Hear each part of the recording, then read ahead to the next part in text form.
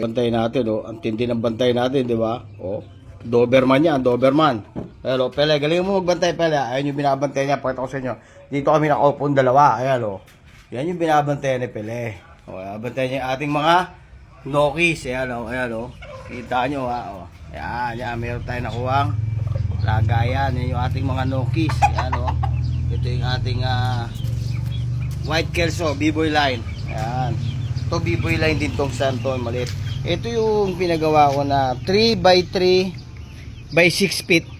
Ayan. Ang daming purpose niyan. Ayan. Meron pa siyang isa dito, nandun sa kabila eh. So, nakakalipad sila ng mas mataas pa. Kaya ako yan pinagawa. Ayan, para makakahapon sila. Mamaya lagyan ko pa na isa pang hapunan yan. Kakakuha ko lang sinong pwesto eh. Ayan. Maraming purpose to. Yung iba, nakita ko hinati ito eh. So, dalawang sisiw. Pwede nila mailagay. Parang parang double deck ganun. Ayan, ganyan ang ginagawa nila. Tapos pwede mo rin yang itumba pag may mga sisiw ka. Pag tinumba mo, meron ka ng running pen, di ba? Ang daming purpose niyan, kaya ko yang ginawa. Di ba? Pwede rin yang kondisyonan ng mga manok, di ba? Backyard lang tayo eh, oh.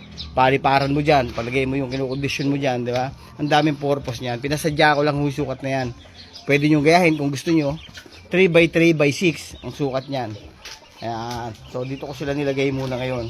Ayan. Papagawa pa ako ng maraming ganyan, nalagay ko sa farm. Kasi parang useful eh. Ayan. Kasi nakakalipad yung manok kahit na nandyan lang siya. Diba? Sana nakatulong. Ciao! Geng geng!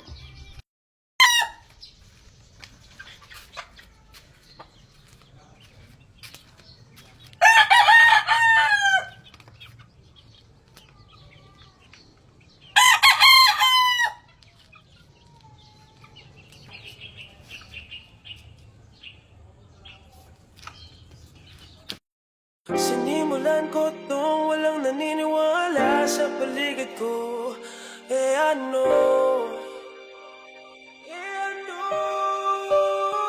Susulatan ko lahat ng mga blago by now. At masisipagan ko pa ay maubusan pa ako. Susulatan ko lahat ng mga blago by now. Maubusan man ang hininga, di na para ako ay tumigil pa.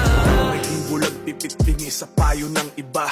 Tinakwil na nga ako ng aking ama't ina. Kausap ang sarili, san ba to mapupunta? Rehab, kulungan, kamatayan, mamili ka. Pero hindi, kailangan ko ng matakasan at isulat sa papel lahat ng naranasan.